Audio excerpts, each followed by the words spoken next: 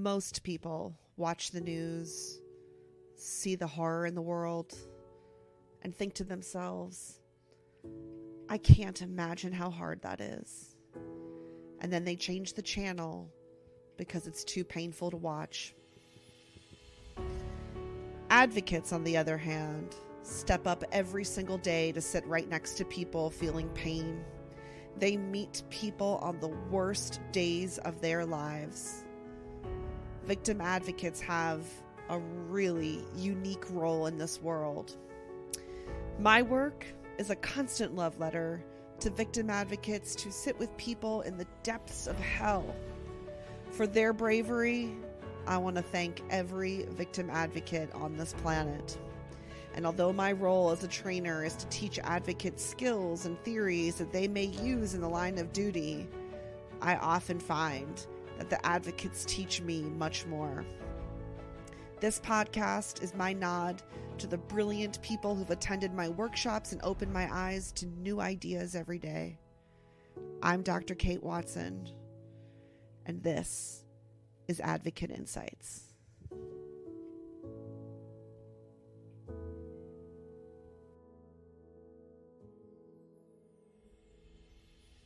Welcome to Advocate Insights. I'm Dr. Kate Watson, and I have another great guest with me today. Today, we are joined by someone who may have a familiar voice to each of you because Jess was with us just a few weeks ago. Jess is a national speaker located in the Bay Area of California. I know I already had you introduce yourself to the audience, but maybe you'd like to just quickly reintroduce yourself, Jess? Yeah, so thank you so much for having me on again. It's always a pleasure to be able to talk about this and especially engaging with you. I am originally from Minnesota and we moved out to California and I've absolutely loved it. I'm a victim survivor of child sexual abuse and intimate partner. And over the last 10 years, I've had the opportunity to advocate on prevention and helping other people learn how to prevent the violence that we all say we don't want to exist anymore.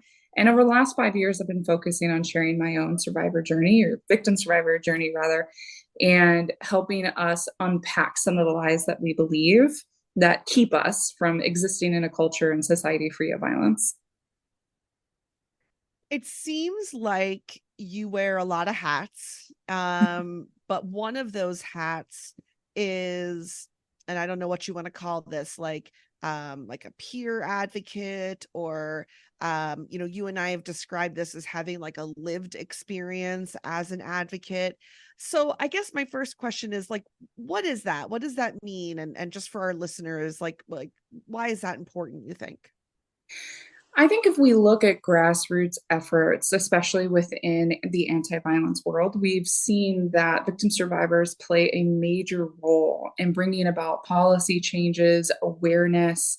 When we look at books that you can get that discuss these experiences, memoirs are some of the top selling books. And certainly we have, psychologists, psychiatrists writing books, people who study this. And I think that there's value in the different levels of interest and the different focuses. But I think that victim survivors bring a lens to the space that almost would be more like a hug for other victim survivors, which is weird that I'm using that language because I really am not interested in touch. Touch is not a love language for me, but the way that I feel that it is when you speak with victim survivors who are telling you that this was also an experience of theirs. They're not going into detail about it, what it is. It's almost like you're able to really sort of let out that breath that you've been holding and not have the tension and the questions of, well, am I going to be believed? Do I have to explain why what happened to me was violence? And not to say that there's not criticisms that victim survivors feel when they do talk with other victim survivors. We certainly know that there can be this question of, well, did what happened to me, is that really bad? Like what happened to you is so bad. I don't even have a right to stand here or take up resources. There's certainly that, but there's not all the other things that we have to navigate. And it gives you this sense of hope that You don't even have to ask for the hope. It just gives you an idea of what life can look like for you after you get through the immediateness of what needs to happen for you immediately following a trauma point. Yeah. So we're talking about that sort of client advocate relationship, but it's a unique type. It's the Mm-hmm. type where the client might know that the advocate they're working with has, and I hate the saying, they've been in your shoes because they haven't Mm-hmm. exactly, but loosely, maybe they've sort of in some way loosely walked a mile in your shoes. and Mm-hmm. and you're talking about the real benefits of that, and I just want to like like pause on that, because my first career as a clinician, this was so when I say this, I guess I mean really the opposite of what you're describing was so emphasized, which was don't talk about yourself, don't Mm-hmm. show your cards, don't share anything about your past or your experience. And they told us over and over and over again, it's not about you, it's not about you, it's not about you. And Mm-hmm. I just believe, and I think you agree with me, but I'm going to let you respond. Mm-hmm. I just believe we went too far. We just went Mm-hmm. too far, where Mm-hmm. like we went to this other extreme where I have to be this statue or this robot with nothing to offer except, you Mm-hmm. know, resources and very clinical things. So Mm-hmm. go ahead. I'm going to let you respond to that. No, I think you're absolutely right. I think that the intention is good. I think it's real. The moments after sexual abuse or sexual assault or an incident of domestic violence, there's so many things happening, and it's imperative that that victim survivor has an opportunity to have their needs met and their story focused on and what they need. And I also think that we have gone so far where now we've completely ignored the reason why we did that you can still be somebody who's experienced this and still have value to put in us. And I think we see this oftentimes within more white dominated spaces when we take out how we exist as a community and we remove that and we sort of say, in order to do good in the world, none of your burdens can be present. I've talked with other individuals within the advocacy realm, and they would say, well, this person is a victim survivor and I just don't think that they're fit, I don't think that they're ready. And I say, I don't think you have the right to say that. You are not their therapist. You are not going to be supervising them. Somebody else is going to supervise them. They're going to be the ones that are going to be engaging with them. And I have to trust my volunteers or my advocates to come to me and tell me this is getting too much for me. And I have to engage with them and help them set those boundaries of what life looks like for them if they choose to work in a field that is close to their own experiences. And so I think that when we move away from building community, we really harm our community by not acknowledging the power that we can have by having us surrounded by people who have similar experiences, on top of making sure that everybody has all the same amount of training they do. But when we look at human trafficking agencies, a lot of them are survivor led. When we look at even agencies that provide services to BIPOC communities, a lot of them have individuals within that community providing the services. Native American women and men are working with victim survivors within the community. Why? Because they have a really good understanding of specific barriers and issues that victims within the Native American community are going to experience potentially when going through healing and trauma focus. Why do we not also look at the same with victims of sexual assault in particular? And I think it's because our society needs us to not experience bad things anymore. And so if we can say, oh, we have an agency, it does all this, we're not survivor led, we don't see any survivors. The victims that we're servicing are the people that have the problems. The people working in our agency, they have no problems at all. This is a success. I'm taking a lot in here. I and I'm trying to choose which thing. I also think there is a very Western emphasis on science and research at play here. Like Mm-hmm. when we want to research and I'm going to use like all the key terms here, an intervention to see Mm-hmm. if it's effective, we have to have this kind of laboratory approach of keep all factors exactly the same and just test your intervention to see what the quote unquote outcomes will be. And it's just this very clinical, scientific laboratory approach to a thing that is just so human and Mm-hmm. so messy. The last episode we recorded, we were making this point about nuance, Mm-hmm. and a lot of it gets lost when we want to just strip away everyone's humanity and just Mm-hmm. test an intervention. Yeah. And that I worry about.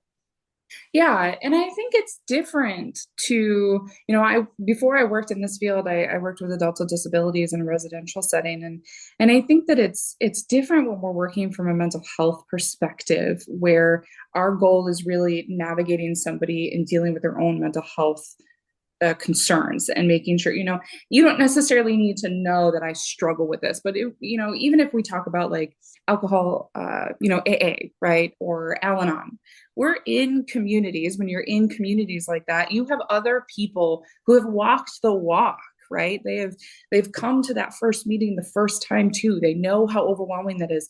They've dealt with falling off of the wagon before, most likely, right? They know what it is to be pulled to drink again or to take those drugs again.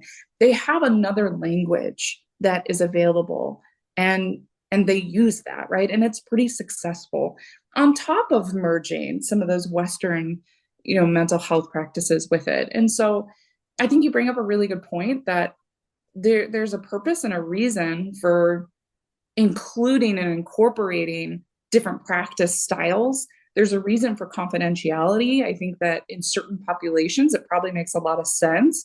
But I think it only would make sense in the sense of protecting you, the practitioner, right? If you're working within the prison system or the jail system, you're not going to want to share a whole lot of details about your life because there's risks associated with doing that potentially. But there's not necessarily a risk in having an agency that says, we have victim survivors leading some of these support groups, right? There's not a significant risk associated with people knowing that information about you and what they're able to do to cause you harm. And you're certainly not going to cause harm to, the victim survivors that are coming, as long as who is running that support group or providing those services are adequately trained on what it would look like to be a survivor-led or peer-led advocacy group, where you're not disclosing and trauma dumping your experience, right? The presence of you is valuable. We see this even within LGBTQ communities, where you have support groups that are led by people within the community, or transgender communities that you're going to groups and you're within. We see and know that this stuff is valuable. So why is it with sexual assault, which oftentimes happens in the dark, right? Oftentimes happens in isolated moments, and then we expect them to go through healing, often in the dark as well. Mm-hmm. Mm-hmm. And I am probably guilty of being one of those people who has said, I don't know if that person's ready yet. And so you really helped me a moment ago when you said, you know what, that's not your decision to make. Um, and I'll give you an example of a time where I know I've at least thought it. I don't think I said it out loud, but I at least thought it. Um, when I worked as a victim advocate, well, my title was not quite victim advocate, but that was the work I was doing. I was in an emergency room setting, and I was there working with folks who had come in following violence, either in the home or in the community. And I worked with a lot of folks who'd come in following either intimate partner violence or sexual assault. And in the emergency room, while I'm sitting at their bedside, people would consistently say, I'm going to help other people who've gone through this. And Mm-hmm. in my mind, I was like, you're in the emergency room. Like Mm-hmm. you're not through this even a little bit yet, and you Mm-hmm. already want to help people. And I remember having this thought, which I did not say out loud, like that wouldn't help anybody. But I remember thinking, too soon. It's Mm-hmm. too soon. Mm-hmm. And I'm not even sure that I was wrong, but I guess what I want to emphasize is if I'm still having that thought, Mm-hmm. weeks or months later, I really need to put myself into check, don't I? And so thank you for saying that. I think you've reminded me that it's not my job to think I know better than other people know. Mm-hmm. Yeah, and I mean, I think part of the reason some victim survivors may say that immediately is because that's what we're told, right? We you don't even have to experience sexual abuse, and most people would probably lead with, "Well, look at all the help people do." And we know statistically that a lot of people in this field have experienced sexual violence or domestic violence, but also statistically, the world has a lot. So I don't think it's a, a significant concurrence that people who experience sexual abuse end up working as advocates. There are many more who do not work in mental health or anything related to it, or even relate their experience, right, to the work that they're doing. So yeah, I think it's a really good check for ourselves to all. And I've definitely been in that position where I've talked to people and I thought, I don't know, but it is important for me to remind myself, like, I don't have the right to tell somebody that they can't do something that may be very beneficial for them in their healing journey. That I think that giving back to your community can bring a lot of healing. And it's definitely something that I pursued when I got to a stage where I thought, you know what, I want to shift my advocacy focus. And I think I'm ready to do this. But it was entirely personal, right? Like, you don't just, some people go into this feeling like, oh, you're like such a good person, which, yes, you're a great person, right? I'm a fantastic person. But it wasn't completely selfless to work in the field that I do. And I think that sometimes society can say, like, what a selfish, like a selfless job, but it feels good to help people when I can.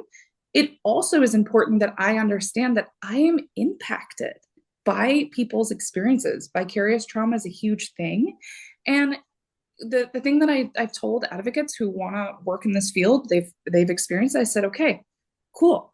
Here's your responsibility. Here's what you're going to do to set your boundaries. You're going to set them. I'm not going to set them for you. You're going to set them. But I will tell you, if you go to therapy and you talk more about work or your volunteer, you need to step away from work or volunteer. Right. And I think that mental health professionals need to feel comfortable saying that, like, hey, the last 3 times we've been talking, 90% has been about your job or your volunteer. Do you have the option of cutting back? If not, then obviously they're going to navigate what they need to do in their path. But I think that needs to be a challenge that we accept. And that's kind of where my challenge point ends with victim survivors doing the work that they do. They are in charge of honoring themselves, and I'm in charge of allowing them to honor that. Mm, thank you. Yep, I think you have um I mean, when I say that you've changed my mind, I don't mean that I started this disagreeing with you. I started this agreeing with you, but I think you've brought me on board even more. So Mm-hmm. thank you. Jess, is there anything that you haven't said yet that you'd really like to make sure you say about this? Yeah, I think if you are an agency or you work with an agency and you don't have a survivor led program or victim survivor led program, I would start questioning why you don't and start seeing if there's a way that you could incorporate that into what you do.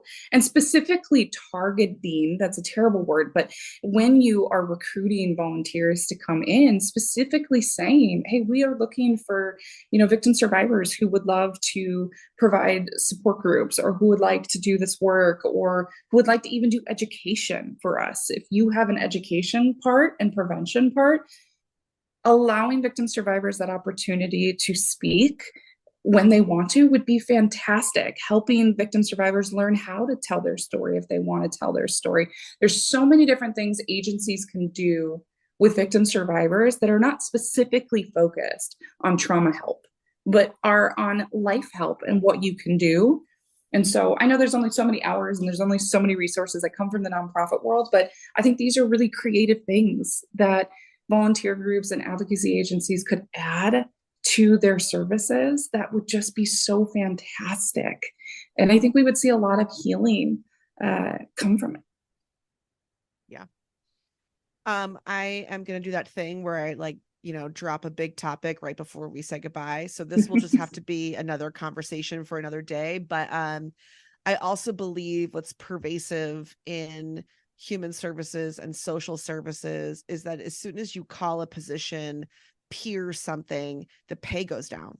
Yeah. And so we can't solve that problem right now, you and I, because I'm about to wrap this up. But but as soon as you mentioned like organizations starting like a victim survivor led program, I thought, oh, but they're all going to think, great, this is money saving because we can pay them less. Yeah. And that is a real problem in our world. So you know what? We bring up a new problem and now we have reason to get together again and rage against the machine. Yeah, absolutely. Compensation for victim survivors is key and important, not something to be dropped off.